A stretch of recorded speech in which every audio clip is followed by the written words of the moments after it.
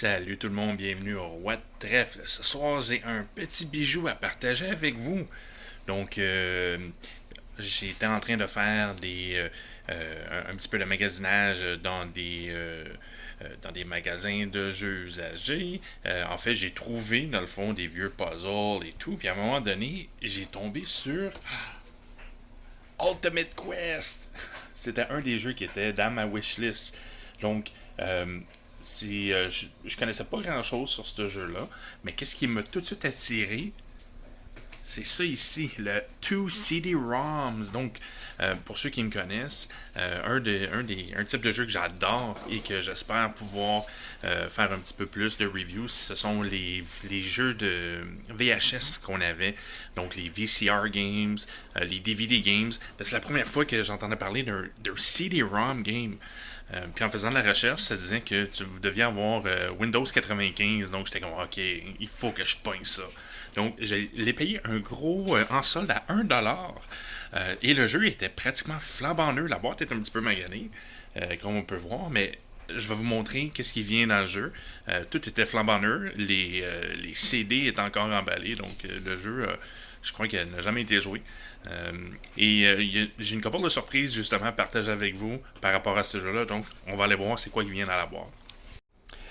Donc, voici un aperçu rapide de ce qui vient dans la boîte de Ultimate Quest. Quand je vous parlais que j'aimais beaucoup les VCR games, le Star Trek, ça va venir dans un épisode prochain. Donc, le jeu vient avec deux CD-ROM. J'ai sorti celui français, mais il y en a un identique, c'est écrit anglais. Puis, ce qu'on remarque, là, j'ai fait un setup pour une partie. On va simuler une partie à 2 joueurs. Le jeu vient avec des super beaux dés jaunes fluo. Ici, on a tous des moyens de transport. Donc, on va voir qu'au travers de notre quête, on va pouvoir prendre des canots, des traîneaux de chiens. On va pouvoir prendre d'autres traîneaux de chiens, des mocassins, des chevaux. Donc, on va pouvoir se promener. Et si on regarde la carte, on voit que c'est un jeu bilingue. Donc, j'ai placé le plateau ici il est en anglais-français, mais je vais tenter de vous montrer les components en français. Donc, on peut voir que dans le fond, la première surprise, c'est que c'est un jeu qui a été fait au Québec. Donc, ça dit fait au Canada. Mais lorsque j'ai fouillé sur la boîte, j'ai trouvé une adresse à Alma. Donc, ici, on peut voir toutes des cases. Donc, effectivement, c'est un roll and move. Donc, c'est un jeu où est-ce qu'on va rouler les dés un petit peu à la Monopoly. Puis, on va se promener. Le but du jeu, je vais vous expliquer les règles dans quelques instants. Je vais juste vous montrer un petit peu, dans le fond. Le jeu est quand même pas si pire que ça. Puis, si on regarde un petit peu plus la boîte, je peux tout de suite vous dire que c'est un jeu qui est basé sur comme les Amérindiens et un petit peu dans ce contexte-là. Donc, on a nos 6 personnages je vais pouvoir vous présenter dans quelques instants. Oh, ils sont tellement mignons. Le jeu vient avec qu'est-ce qu'on appelle les livres de quêtes. Donc, les livres de quêtes sont numérotés. Un petit peu comme les listes de categories qui sont numérotées, les livrets de quêtes sont différents. Donc, ici, on a des listes d'animaux qu'on va devoir collectionner. C'est ça le but du jeu, dans le fond. C'est le premier joueur qui va réussir à capturer, par exemple, un orc. World of Warcraft! Non, pas ce genre d'orc-là, un autre genre d'orc. Une loutre, roi sauvage, porc épic, canard, faucon. Pour pas dire un vrai con, on va dire un faucon. Un caribou, un loup. Puis un harfon des neiges. Le jeu vient avec un livre d'instructions. Je vais revenir dans quelques instants. On a les cartes de personnages qui ont chacun un pouvoir spécial. Le jeu vient avec de l'argent. Vous allez voir que le jeu ressemble beaucoup à Monopoly. c'est bizarre à dire. Le jeu vient avec beaucoup de cartes questionnaires. Comme par exemple, je vais vous poser la question. Attendez, je vais vous la poser en français.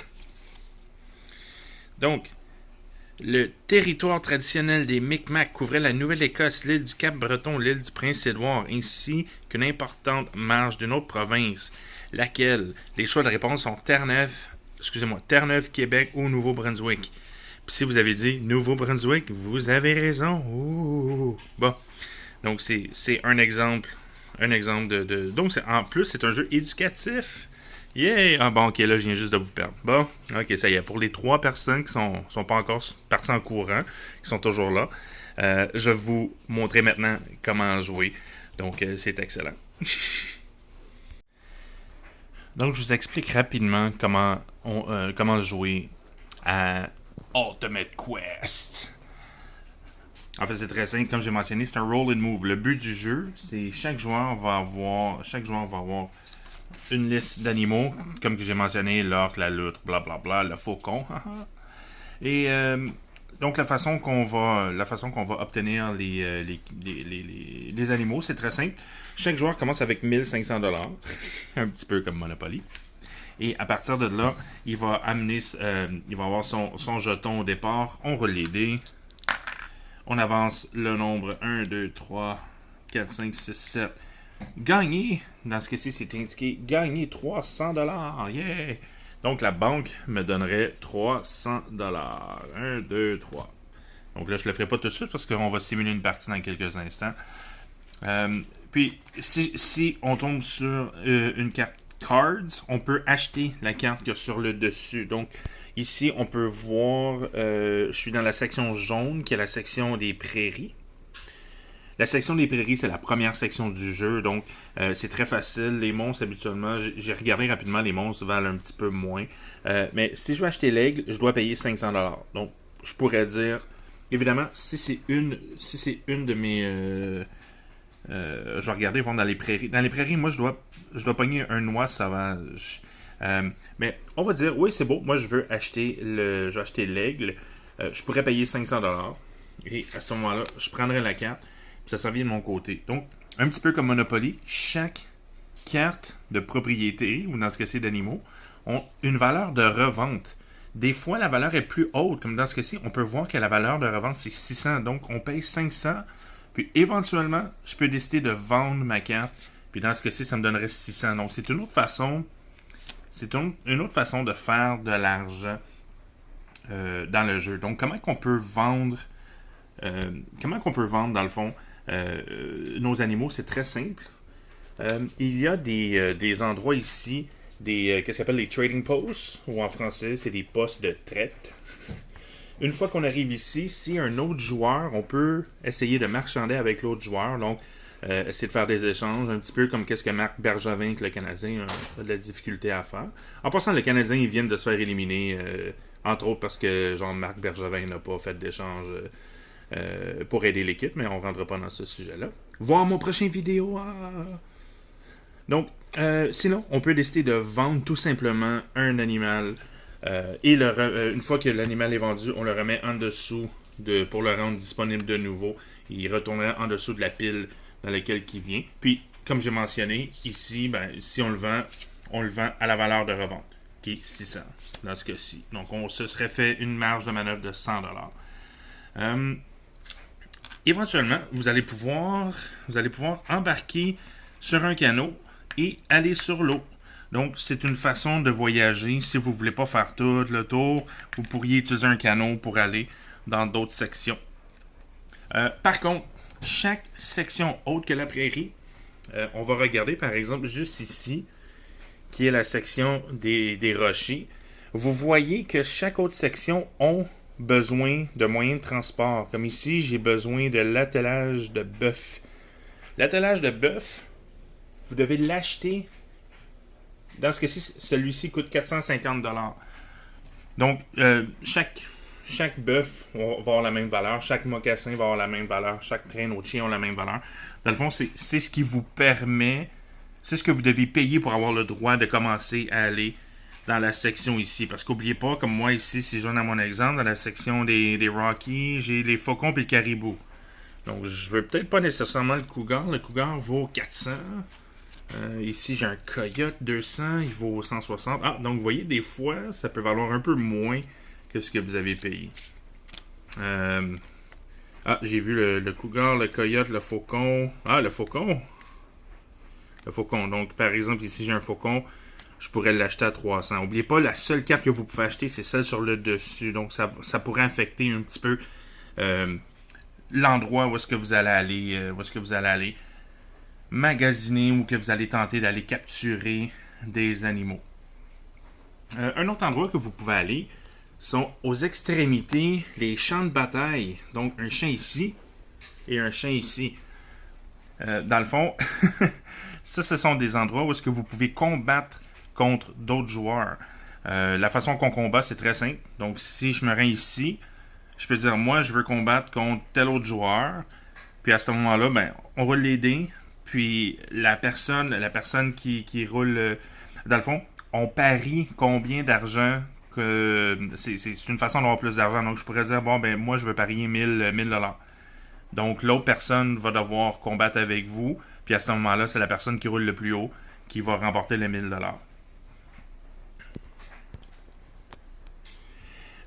Vous allez voir qu'il y a des endroits ici que ça dit duel. Donc, un duel, dans le fond, on s'en sert pour... puis, c'est à partir, par exemple, de cette case-là qu'on serait capable d'aller combattre. Mais il y a quelques cases duel sur la planche de jeu. Lorsque vous avez un duel, vous pouvez tenter de confronter un autre joueur pour tenter d'aller chercher un de ces animaux. Donc, si mon adversaire a un aigle et je veux absolument avoir un aigle, je peux dire, hey, toi, je te défie. Évidemment, je dois tomber sur la case duel. Je dis, toi, Anthony, je te défie pour ton aigle. Puis à ce moment-là, la personne a deux choix. C'est soit qu'elle va accepter le duel, ou si elle refuse le duel, elle doit vous payer la moitié du montant. Comme dans ce cas-ci, si Anthony refuse le duel, il va me devoir 500 dollars. Pas 500, mais la moitié, donc 250 dollars. Mais le fun, c'est s'il accepte le défi, on doit rouler un dé. Et dépendamment du résultat, si c'est un chiffre pair, à ce moment-là, on va faire un duel de combat. Mais si c'est un chiffre impair, dans le fond, il y a quelqu'un qui va devoir lire une carte. Puis à ce moment-là, si la personne qui va avoir la bonne réponse, c'est cette personne-là qui va remporter le duel. Donc, lorsque vous faites des duels, vous avez une chance sur deux vous avez une chance sur deux de faire un combat ou de devoir répondre à une question qui a tout rapport sur les peuples amérindiens. Et je sens l'excitation des trois personnes qui nous restaient. Ces personnes-là sautaient de joie. C'est probablement les trois personnes qui restent sont probablement soit les acteurs ou des créateurs du jeu. Donc, la dernière chose que je veux mentionner, c'est ici, il y a certains endroits que ça va dire que vous devez piger une carte de destin. Voici un exemple. Donc, les cartes destin sont des cartes qui vont affecter le jeu. Donc, je pourrais piger par exemple. Vous croisez le chemin d'un guerrier étranger qui se prend à vous. Demandez l'aide du guerrier pour 200 bons porteurs. Les bons porteurs, c'est l'argent. Donc, dans ce cas-ci, c'est une façon de dire que vous devez payer 200 $. Un autre exemple, là je les prends au hasard. Gagnez 10 fois la valeur des dés. Yes sir. Donc, je gagnerai 600 $. 10 fois, c'est ça? Oui, ok, bon, c'est pas tout ce que je pensais. Donc 10 fois, ce serait 60 $. Oh, wow, hey, je me sens vraiment, vraiment chanceux. Je m'attendrais à une carte comme ça qu'on gagnerait un petit peu plus, mais c'est quasiment aussi bon qu'un deuxième prix au concours de beauté. Mais grosso modo, ça ressemble à ça. Donc, c'est pas très compliqué.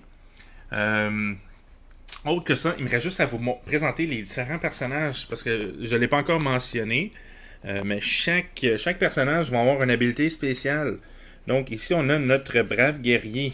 Donc, dans ce que c'est robuste et persistant, le guerrier possède une endurance hors du commun. Peu souvent blessé et rarement malade, ce dernier a le pouvoir d'éviter les cartes destin.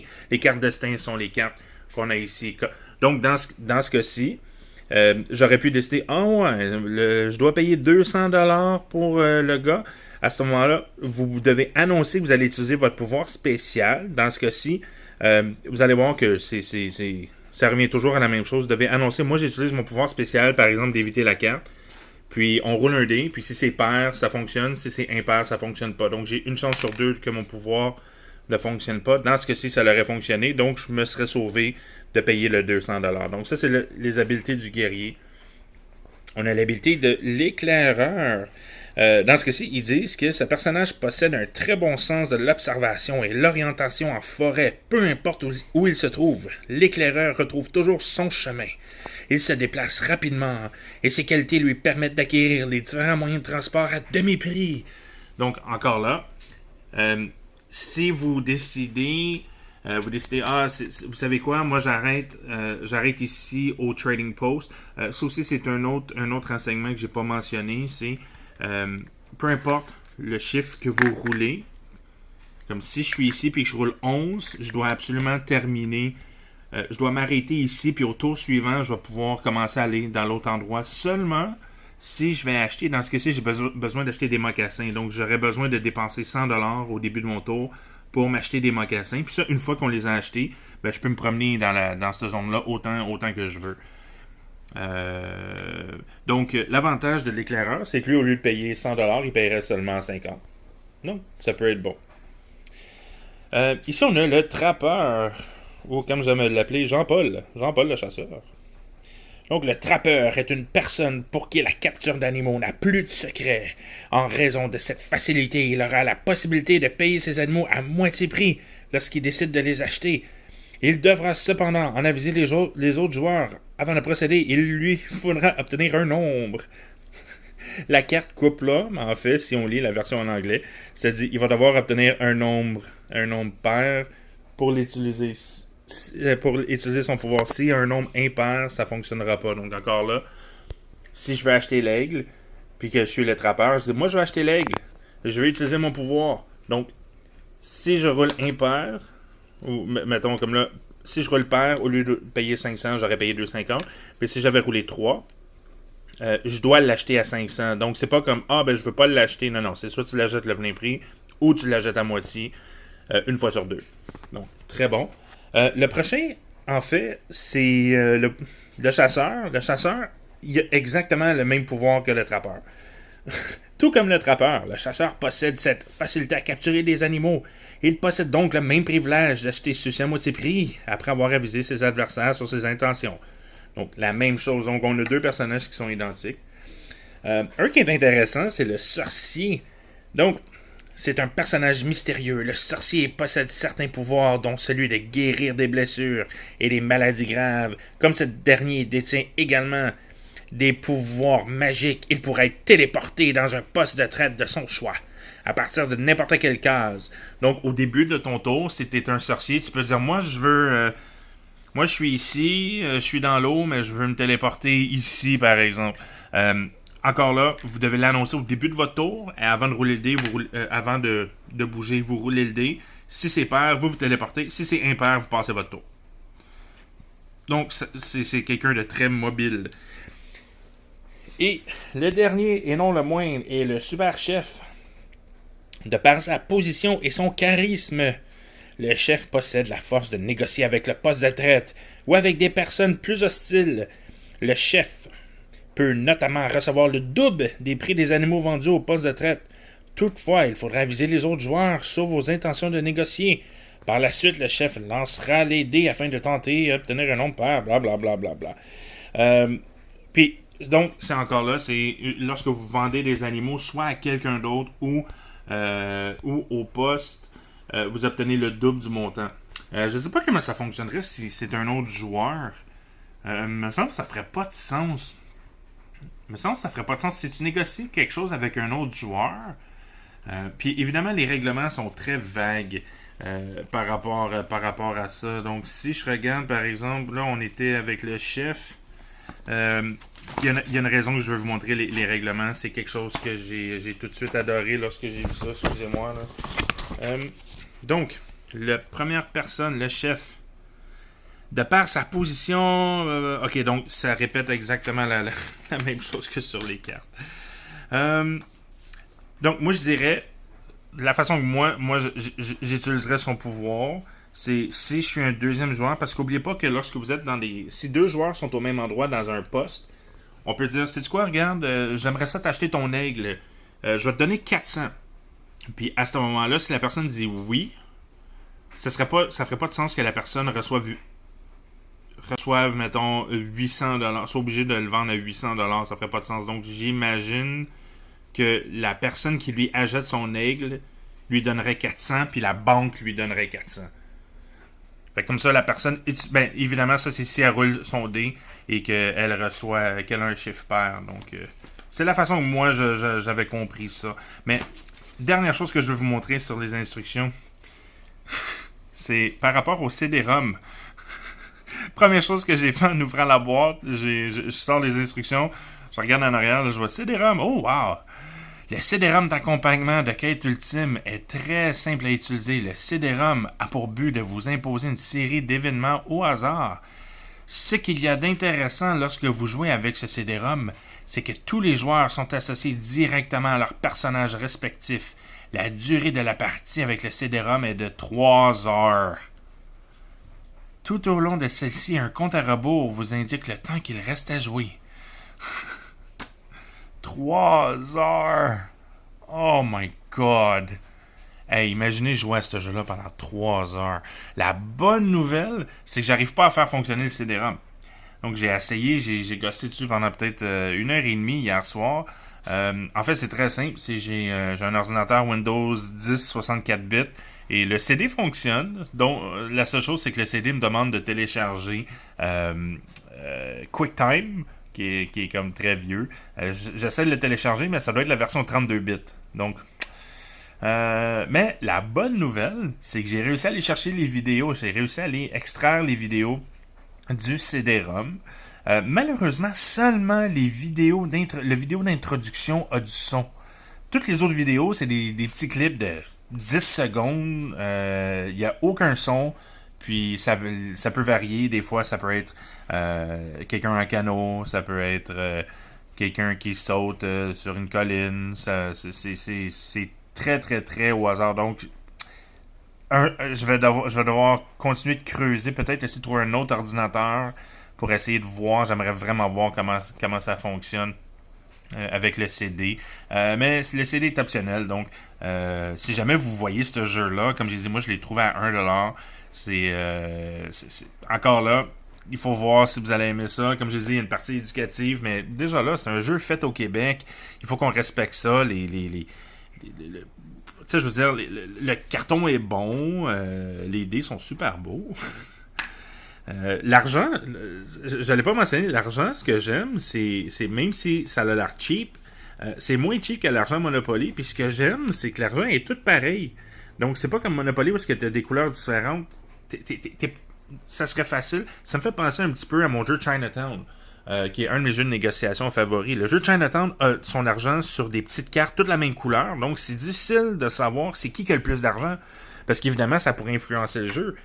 T'aurais peut-être pas nécessairement négocié les mêmes prix avec quelqu'un que tu sais que tu verrais, mettons, 8 billets mauves, tu sais que lui, il a genre 6000$ ou je sais pas comment ça marchait avec 8 billets.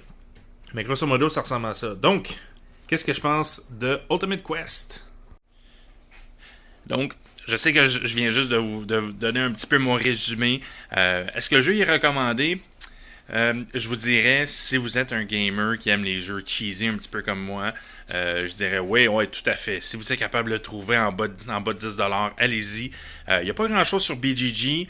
Je vais tenter d'uploader le vidéo d'introduction dans la section BGG, dans notre guild. Je vais tenter d'uploader des photos, juste pour que ce jeu-là soit connu un petit peu. Donc, juste avant de terminer, je veux juste mentionner, très important, on avait une question, very important question, on avait une VIQ vendredi dernier, et je vous ai posé une question, à savoir si vous étiez, parce qu'on savait très bien que le Canadien allait se faire éliminer. Non, je suis pas fâché, pourquoi vous dites ça? Donc, je vous ai posé la question, maintenant que les Canadiens sont éliminés, quel jeu de négociation que Marc Bergevin pourrait jouer afin de s'améliorer? Et la personne qui va gagner un certificat First Player que vous allez pouvoir utiliser dans n'importe lequel de vos parties. Donc, ça veut dire que vous jouez à Twilight Struggle, puis vous êtes le deuxième à jouer, vous dites non, bitch, c'est moi qui commence. There we go, tu sors ton certificat, puis la personne n'a pas le choix de te laisser commencer. Parce que c'est écrit en arrière. C'est écrit en arrière que, dans le fond, peu importe ce que ça dit dans le livre de règlement, si tu as cette carte-là, tu es le premier joueur. La seule chose qui pourrait t'empêcher, c'est si l'autre personne aussi en a un, puis qu'elle joue par-dessus toi, mais là, t'es faite. Fait que t'es peut-être mieux d'essayer d'en gagner 2. Comme ça, t'en as un de backup pour essayer de jouer par-dessus. Fait qu'en tout cas, donc, on a reçu des réponses. On a posé la question dans notre groupe Facebook. Donc, encore là, je sais que on est au-dessus de 150 sur la chaîne YouTube. Oubliez pas de venir jaser de jeux avec nous à toutes les semaines sur notre groupe Facebook et notre guild sur BGG. Les liens vont être en bas. Puis, dans le fond, quand j'ai posé la question, en fait, j'ai eu une réponse. J'ai eu 2 fois la même réponse. Il y en a il y a eu une réponse de Sébastien Gagnon. Puis c'est Sébastien qui va mériter le certificat. Je choisis Sébastien Gagnon, c'est juste parce que la deuxième personne, c'était le gagnant de genre il y a 2 semaines. Donc, laissez la chance en même temps. Mais les deux, ils ont eu la même idée en même temps. Les deux, ils ont posté en même temps. Je pense que Sébastien était juste un petit peu plus vite. Donc, Sébastien Gagnon, tu vas recevoir un certificat. On va communiquer avec toi sur Facebook. En passant, Sébastien, juste une petite plug vite là. Sébastien, il fait des dice trays. Puis il va nous faire des dice trays spéciales pour les rois de trèfle. Donc, j'ai très hâte de recevoir ça. Apparemment qu'il les a déjà remis à Mike. Donc, dans les prochaines vidéos de Mike, allez jeter un coup d'œil. Puis vous allez voir que Sébastien, il fait également... C'est l'auteur de la page. La soirée de geek. Également sur sa page. Ça vaut vraiment la peine. Encore là, ça parle tout le temps de gaming, c'est ça qu'on aime. Donc, bravo Sébastien. Puis, évidemment, si vous voyez Ultimate Quest, allez-y, pognez-le. Donc, c'est pas mal ça. Merci beaucoup d'avoir pris le temps d'écouter mon review un petit peu bizarre sur un jeu basé sur les Indiens. Puis, je vous laisse sur un petit spécial pour terminer ça. Ciao tout le monde, bye!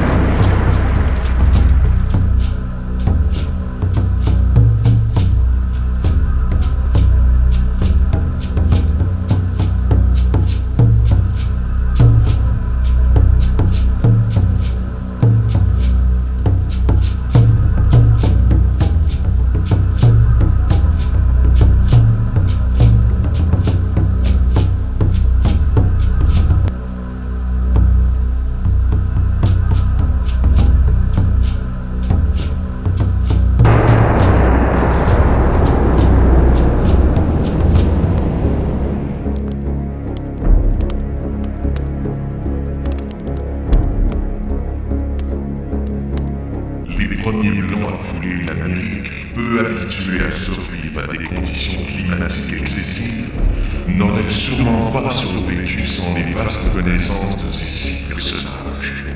Face à une nature hostile, ils ne connaissaient pas la peur. Une seule chose prédominait, la survie de chacun d'eux. Mais survivre avec les conditions imposées par les premiers colons était la tâche la plus difficile pour ces personnages. La tête de fourrure, voilà une obligation et une réalité quotidienne venant changer le mode de vie de ces différents personnages.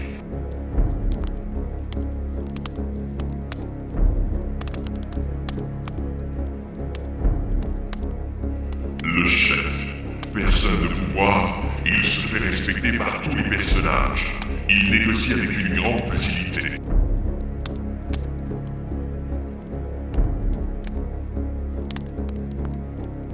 Le sorcier, très mystérieux, il possède une panoplie de pouvoirs tous étranges les uns comme les autres.